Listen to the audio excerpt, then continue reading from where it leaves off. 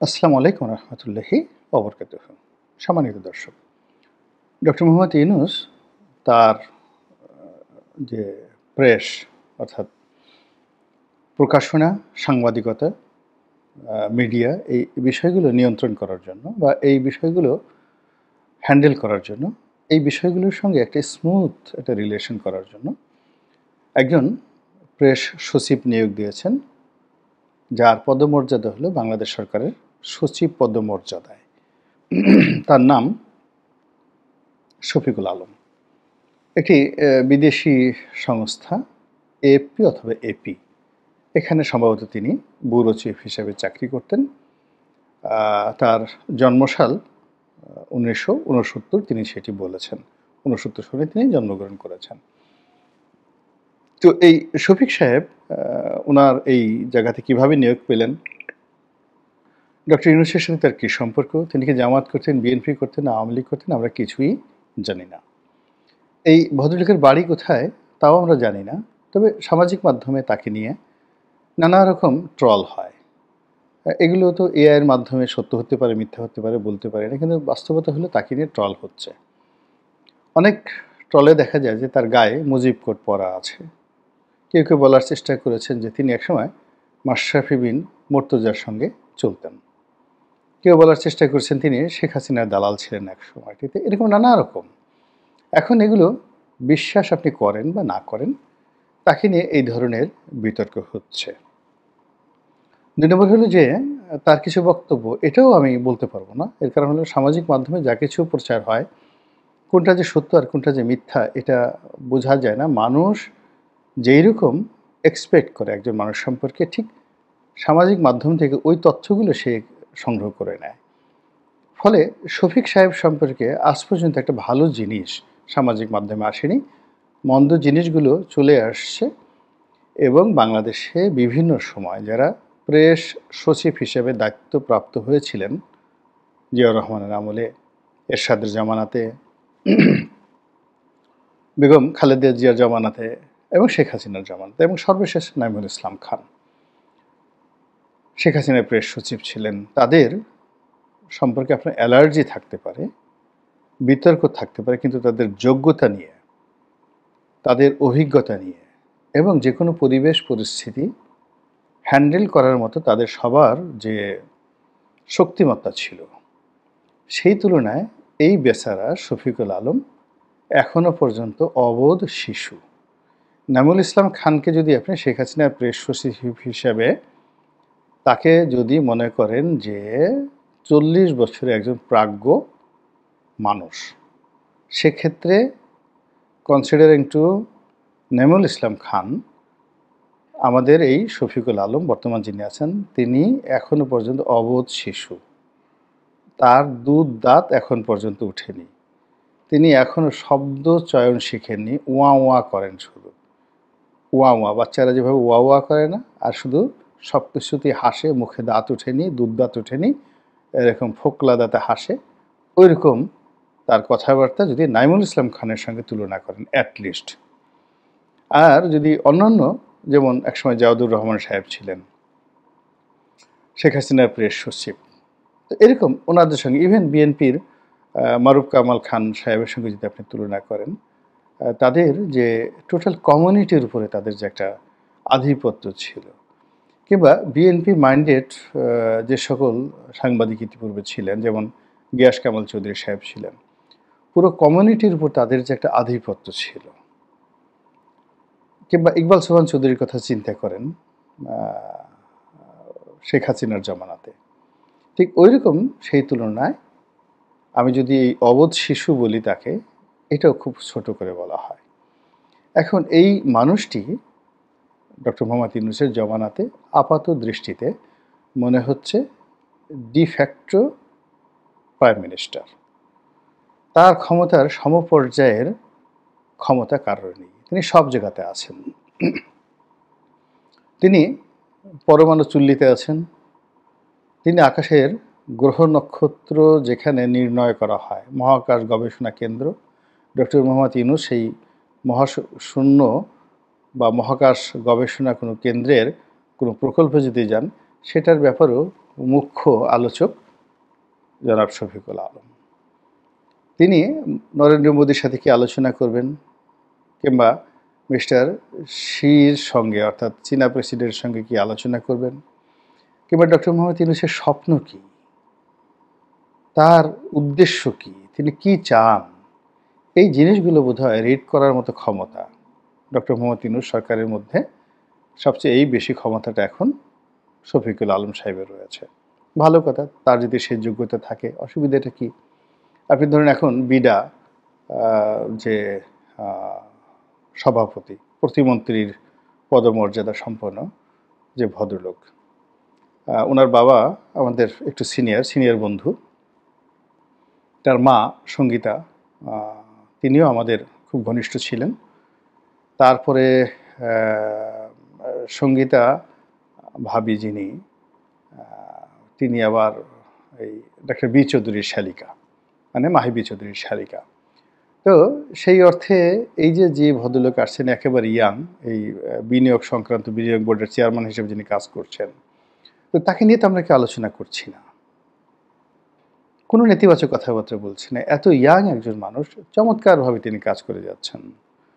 এবং আমার বিশ্বাস যে পরবর্তীতে যে সরকারই আসুক না কেন, ওনাকে কাজে লাগাবেন। কিংবা আরেকজন ভদ্রলোক আছেন খলিলুর রহমান, আরেকজন ভদ্রলোক আছেন সেই সাবেক আইজি সাহেব ছিলেন যে ABY সিদ্দিকী সাহেব, সেই সিদ্দিক সাহেবের ছেলে, তিনিও চমৎকারভাবে কাজ করছেন। তাদেরকে নিয়ে তো কেউ আলোচনা করছেন না। কেন শফিক সাহেবকে নিয়ে এত আলোচনা হচ্ছে, রেজওয়ানাকে নিয়ে আলোচনা হচ্ছে, আসিফ নজরুল সাহেবকে নিয়ে আলোচনা হচ্ছে? এই বিষয়গুলো ডক্টর মোহাম্মদ ইউনূসকে সামাল দিতে হবে এবং বুঝতে হবে। এবং এখন বিশেষ করে শফিকুল আলম সাহেবের কথা নিয়ে, বার্তা নিয়ে সরকারের মধ্যে, সরকারের বাইরে, রাজনৈতিক দলগুলোর মধ্যে, রাজনৈতিক দলগুলোর বাইরে, সাংবাদিক মহলে, সব জায়গাতে এতটা বিতর্ক হচ্ছে, এতটা বাজে এবং অশ্লীল এবং অশ্রাব্য কথাবার্তা হচ্ছে, ফলে তার সঙ্গে এক টেবিলে বসে ডক্টর মোহাম্মদ ইউনূসের কথা বলা, কিংবা উনি যেভাবে ইমেজ হারিয়ে ফেলেছেন, সেই ইমেজ হারানো ব্যক্তি যদি ডক্টর মোহাম্মদ ইউনূসকে যে কোনোভাবে রিপ্রেজেন্ট করেন, এটাই ওনার জন্য, অর্থাৎ ডক্টর মোহাম্মদ ইউনূসের জন্য একটা অত্যন্ত নেতিবাচক একটা বিষয়। এটা তিনি কেন করছেন, কিভাবে করছেন, বা এটা আমি বুঝতে পারছি না, আমি কোনো অবস্থাতে বুঝতে পারছি না। এবং একজন লোক, এই প্রথম একজন লোক যেখানে প্রেস সচিব হিসেবে আছেন, কোনো প্রেস তার পক্ষে কথা বলছে না, প্রায় সব প্রেসই তার বিরুদ্ধে। এবং প্রেসের একেবারে জুনিয়র সাংবাদিক থেকে শুরু করে একেবারে সিনিয়র যারা সাংবাদিক রয়েছেন, সুযোগ পেলে সবাই তাকে নিয়ে সমালোচনা করছেন। এক ভয়াবহ খেলা। এবং এইরকম ইমেজ সংকটে পড়া কোনো প্রেস সচিব এই বাংলায় আসেনি। ফলে ডক্টর মোহাম্মদ ইউনূসকে ডুবানোর জন্য, তার ইমেজ ক্ষুণ্ণ করার জন্য, এবং তার ভাগ্যের যে বৃহস্পতি, এটাকে রাতারাতি উল্টে শনিতে রূপান্তরিত করার জন্য আওয়ামী লীগের দরকার হবে না, বিএনপির দরকার হবে না, কোনো দরকার হবে না, এইরকম দু চারজন শফিক সাহেব থাকলেই কেল্লা ফতে, একেবারে সর্বনাশ ঘটে যাবে। যারা নরেন্দ্র মোদী সাহেবের সঙ্গে যে ডক্টর ইউনূস সাহেবের যে বৈঠকটা হলো, এই বৈঠকের নেপথ্যে তো শফিক সাহেব কোনো কাজ করেননি। নিঃসন্দেহে ওনার একটা উচ্চ ক্ষমতা সম্পন্ন ফরেন রিলেশনস ডিপার্টমেন্ট ছিল, ব্যক্তি ছিল, লিঙ্ক ছিল। সেটা বাংলাদেশ সরকারের হতে পারে, কিংবা কোনো আমেরিকান লবি হতে পারে, ভারতীয় লবি হতে পারে, এমনকি থাইল্যান্ডের বিমস্টেকে যারা উপস্থিত ছিলেন সেই সেক্রেটারিয়েটের কোনো লবি হতে পারে, যার মাধ্যমে অপ্রত্যাশিতভাবে ডক্টর মোহাম্মদ ইউনূসের সঙ্গে নরেন্দ্র মোদীর একটা বৈঠক হয়। এই বৈঠকটিকে কাজে লাগানোর জন্য ইউনূস সাহেবের চেষ্টার কোনো ত্রুটি ছিল না। কিন্তু এটাকে ফলপ্রসূ করা, এটাকে সামনে এগিয়ে নেওয়া, এবং এই মুহূর্তে যেটি ডক্টর মোহাম্মদ ইউনূসের দরকার, সেটা হলো ভারতের বন্ধুত্ব। ভারতের বন্ধুত্ব এবং ভারতের সহযোগিতা ছাড়া এই সরকার অন দ্য লং রানে কোনো অবস্থাতেই চলতে পারবে না, ইলেকশনও করতে পারবে না, কিছুই করতে পারবে না। কাজেই এইরকম একটা সম্ভাবনা যখন তিনি পেলেন, সেই সম্ভাবনাটাকে রীতিমতো উল্টে দিলেন কে? এই শফিকুল আলম। কি দিয়ে? তিনি সেই বিবৃতি দিলেন, বললেন ডক্টর মোহাম্মদ ইউনূসের সঙ্গে নরেন্দ্র মোদীর কী আলোচনা হয়েছে এবং যা কিছু বললেন আমরা বিশ্বাস করলাম, বাংলাদেশে আমরা যা বিশ্বাস করলাম।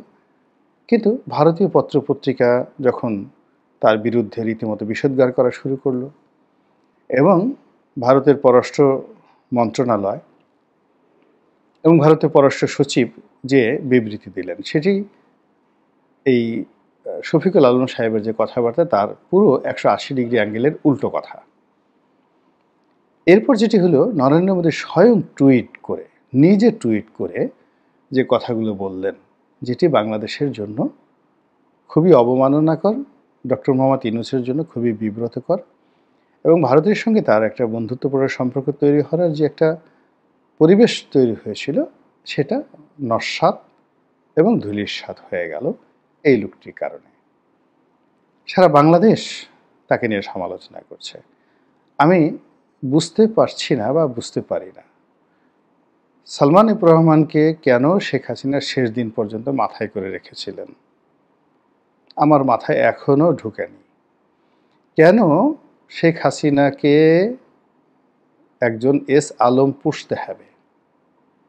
আমি এখনও বুঝতে পারি না কেন শেখ হাসিনাকে সেই যে বাংলাদেশ ব্যাংকার্স অ্যাসোসিয়েশনের দাড়িওয়ালা নজরুল ইসলাম মজুমদার ছিল, এরকম একটা লোককে কিছুদিন পর পর গণভবনে ঢুকিয়ে একটা অনুষ্ঠান করে তার কাছ থেকে শেখ হাসিনাকে টাকা নিতে হবে। আমি এখনও বুঝছি না।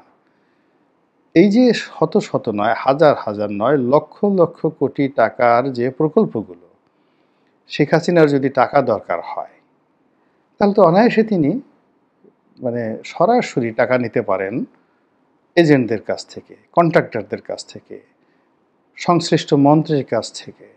কেন সালমানকে এখানে ভায়া মিডিয়া বানাতে হবে? এটা আমার মাথায় ঢুকে না। কিন্তু আমার মাথায় এটা ঢুকছে যে তার কেন দরকার সেটা ঢুকেনি, কিন্তু এটা ঢুকেছে যে শেখ হাসিনার যদি আগামীতে পতন হয়, এদের কারণেই পতন হবে। আবার এখন আমি কিছুতেই বুঝতে পারছি না যে ডক্টর মোহাম্মদ ইউনূসের সঙ্গে শফিক সাহেব এলেন কোত্থেকে, কে তাকে আনলো, কে তাকে দিল?